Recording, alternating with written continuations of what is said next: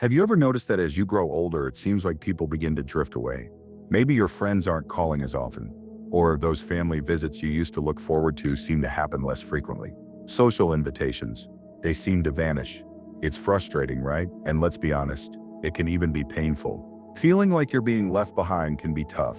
But what if I told you that there are real, understandable reasons why this happens, and that a lot of it is within your control? In this video, we're going to talk about 6 key reasons why people tend to pull away as we age. And don't worry, this isn't just about random events or bad luck.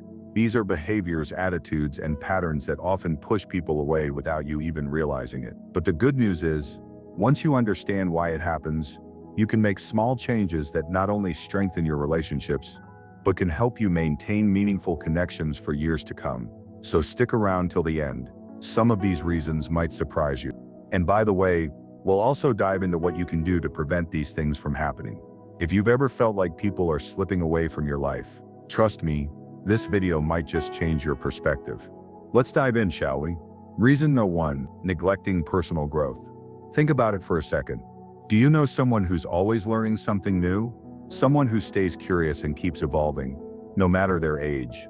They're interesting, right? Their conversations are fresh, and being around them feels lively. But when someone stops growing, mentally, emotionally, or socially, they start to lose that spark, and the people around them can feel it too.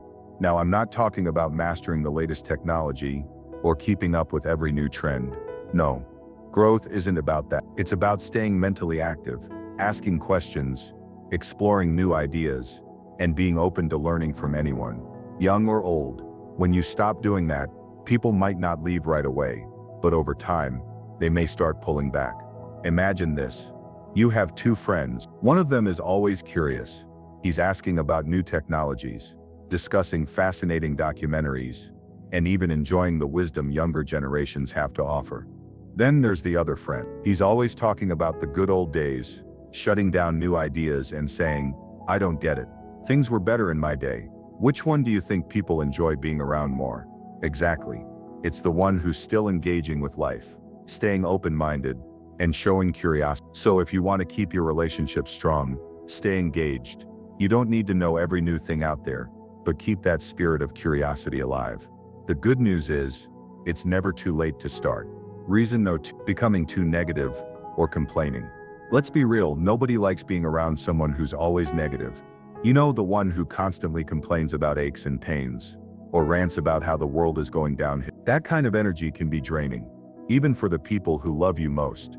Think about this. Have you ever spent time with someone who only seems to focus on what's wrong in the world? Maybe they complain about health issues, or how the younger generation doesn't get it. Over time, those conversations become exhausting, and before you know it, people start calling less and pulling away. Now, I'm not saying you should ignore your struggles or pretend everything is perfect, but balance is key. If your conversations mostly revolve around complaints, it can make people hesitant to spend time with you. People are drawn to those who lift them up, not those who bring them down. So ask yourself, when you speak, do you bring positivity, or do you often find yourself talking about what's wrong? Take a moment and think. Which of these 2 people would you want to spend time with? One spends the entire gathering complaining, while the other shares a funny story, asks how everyone is doing, and brings light to the situation. Exactly. It's the person who focuses on the positive moments, even in tough times. Energy is contagious, so shift your focus. People will want to be around you when you bring warmth and curiosity into every conversation. Reason No. 3, failing to nurture relationships. Have you ever noticed that relationships don't just survive on their own? Friendships, family bonds, and even casual connections, they all need care. If you've found yourself relying on others to reach out first, make plans, or always check in, it might be time to take a step back and think, am I doing my part in this relationship? It's easy to assume that if someone really cares, they'll always make the effort. But that's not how relationships work. Especially as we get older, they require active nurturing. So when was the last time you reached out to someone just to check in on them? When did you last call up a friend or family member, simply to ask how they were doing? Small gestures can go a long way. A quick text, a simple call, or an invitation to meet up for coffee can make all the difference. People want to know they matter to you, and when they feel valued, they'll want to keep those relationships strong. Reason refusing to adapt to change. Here's a thought. Think about how different life is today compared to 20 or 30 years ago. The world has changed, right? Social media, texting, video calls, all of these have transformed the way people stay connected. But if you're constantly saying things like "back in my day," or "I don't understand all this technology," it can be hard for younger generations to relate to you. Now, this doesn't mean you have to love every new thing that comes along, but staying open to change, and at least understanding the basics of how people communicate today, can make a big difference. It shows that you're engaged with the world around you. Imagine two older men with their grandchildren. One refuses to learn about new tech and dismisses anything modern, while the other asks about their grandchildren's interests, listens to their stories, and tries to understand their world. Which one do you think the younger generation will want to be around? Exactly, the one who stays curious and engaged. Change can be hard, but it's part of life. So if you want to stay connected, stay open-minded. Reason no 5. Becoming overly dependent on others. As we age, it's natural to need help from others. But here's the thing, when you become too dependent, emotionally, physically, or financially, without offering anything in return, it can strain relationships. People want to help, but they don't want to feel like they're being used. Take a moment to think about the relationships in your life. Do you rely on others too much? Do you find yourself constantly asking for help without offering your support in return? Healthy relationships are about balance. It's not just about receiving, but also about giving. Imagine two older men. One constantly asks for help, but never expresses gratitude or offers anything back. The other, though, makes an effort to contribute, even in small ways. Which one do you think people will want to help and stay connected with? Reason no 6. Holding on to resentment and failing to forgive. This one might be the hardest to hear, but it's important. Holding on to past grudges or resentment can drive people away faster than almost anything else. As we get older, we can accumulate a lot of hurt feelings from past betrayals or disappointments. But holding on to those feelings doesn't just hurt us, it pushes others away too. Think about this. Are there people in your life that you've distanced yourself from because of something they did years ago? Are you still holding on to anger or bitterness? When you let resentment take hold, it's like carrying around a heavy burden that everyone can feel. And the truth is, it doesn't punish the other person. It only traps you in the past. So ask yourself, is holding on to this grudge helping you, or is it pushing people away? Forgiveness isn't about pretending nothing happened. It's about freeing yourself and valuing the relationships that matter. So there you have it, 6 reasons why people might drift away in your later years. But here's the good news.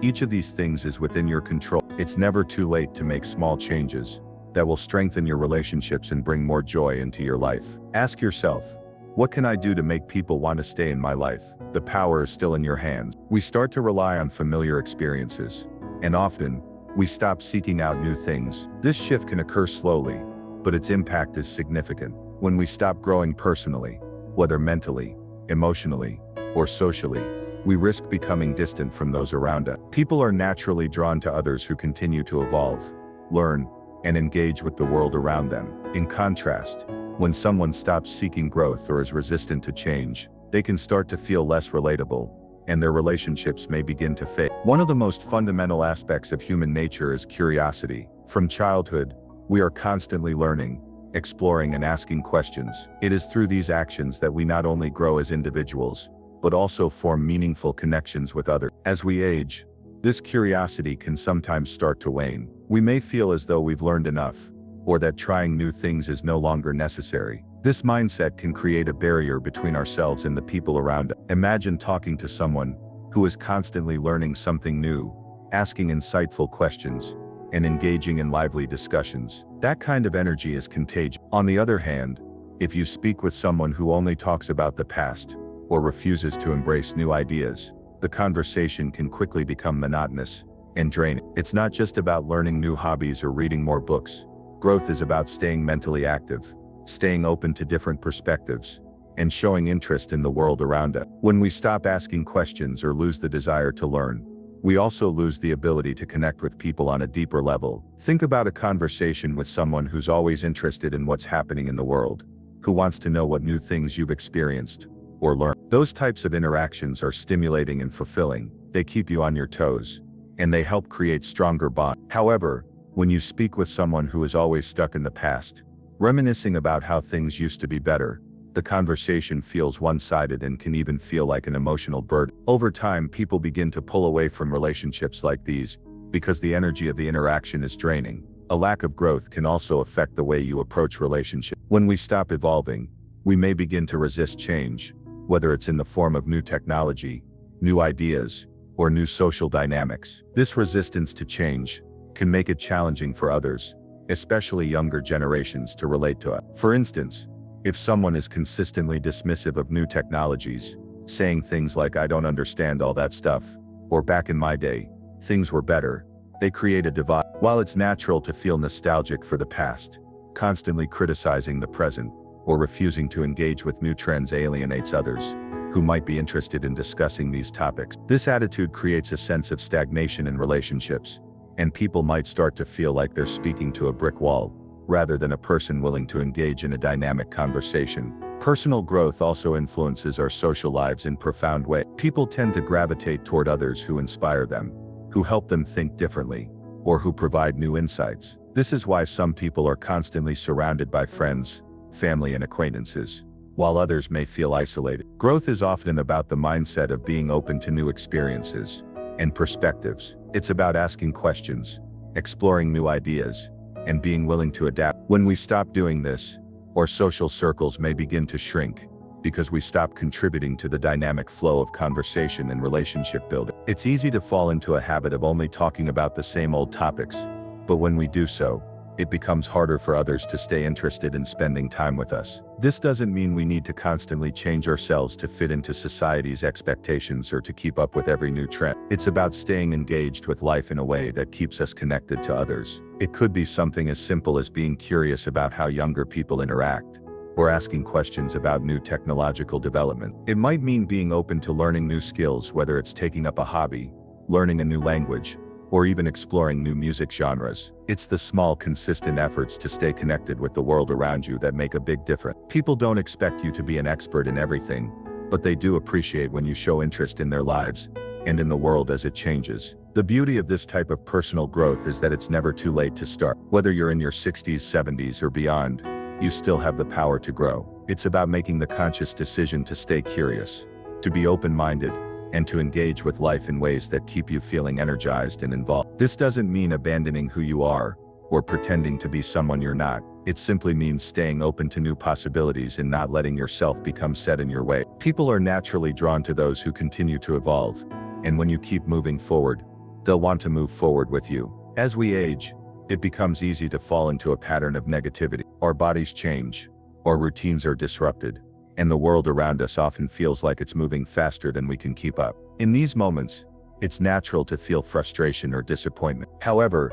when negativity becomes a constant companion, it can push people away, even those who care about us the most. Complaining frequently about health issues, the younger generation, or how things used to be better can unintentionally create distance between ourselves and others. What starts as a genuine expression of discomfort or concern can evolve into a habit that leaves others feeling drained and reluctant to engage. Think about the people in your life who constantly complain. Maybe it's a relative who talks endlessly about their aches and pains, or a friend who always seems to focus on what's wrong in the world. How does it make you feel? Often the emotional weight of listening to these constant complaints can be exhausting. It's not that you don't care about their struggles or challenges, but when everything they say revolves around what's wrong, it becomes difficult to maintain a sense of positivity or balance in the relationship. Over time, this feeling of being emotionally drained can lead to fewer interactions. People might start avoiding conversations with someone who is always negative, not because they don't care, but because they don't want to constantly carry the burden of someone else's frustration. While expressing frustration and sharing challenges is an important part of any relationship,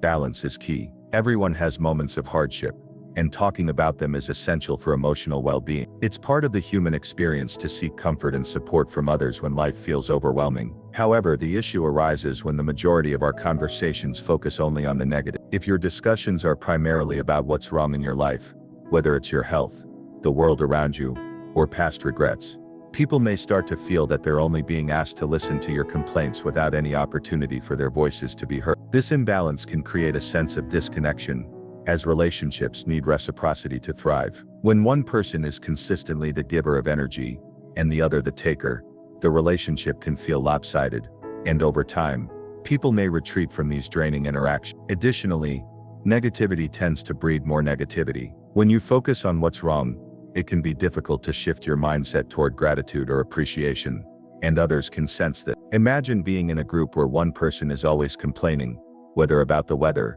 politics, or personal issues. Even if you try to steer the conversation in a more positive direction, the negative energy can be overwhelming, and it often becomes a self-fulfilling cycle. People might start pulling away, simply because they don't want to be constantly surrounded by that heavy energy. They might feel that every conversation will turn into a session of complaining, which can create a sense of dread around interaction. This in turn can lead to isolation, as the negative individual finds fewer and fewer people willing to engage. On the flip side, when you focus on gratitude and positivity, you create a lighter, more enjoyable environment for those around you. It's not about pretending that everything is perfect or forcing fake optimism, but rather about choosing to highlight the positive aspects of life. Shifting your perspective can make a world of difference in how others perceive you. People want to be around those who make them feel better, who bring a sense of warmth and lightness into conversation. If you choose to share uplifting stories, ask others about their lives, or find humor in difficult situations, those around you will feel more energized, and they'll naturally want to spend more time with you. Positive energy is contagious, and it attracts others. However, it's important to note that being positive doesn't mean ignoring real struggles. Life is full of challenges, and it's essential to share those challenges with others, especially when you need support. The key is to balance the hard moments with a focus on the good ones. Acknowledging your difficulties is part of life, but it's also important to find ways to bring joy, humor, or gratitude into the conversation, even when things aren't perfect. By doing so, you create a more balanced, nurturing dynamic in your relationships, one that doesn't solely revolve around complaints or frustrations.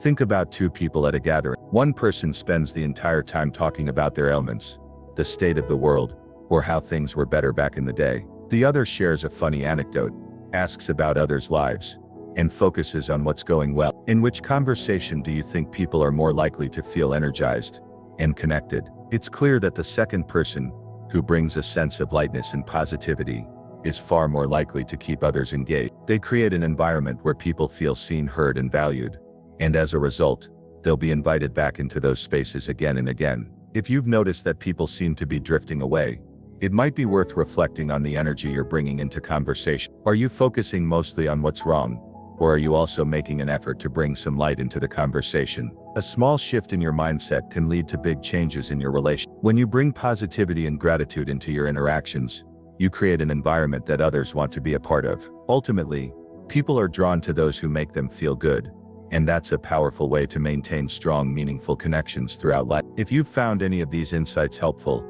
I'd love to hear from you. Leave a comment below and let me know which one of these points stood out to you the most. How are you going to use this information to improve your relationship? And if you haven't subscribed yet, make sure to do so now and turn on the bell to get notified of more videos like this. Thanks for watching, and I look forward to hearing your thoughts. Take care, and I'll see you in the next video.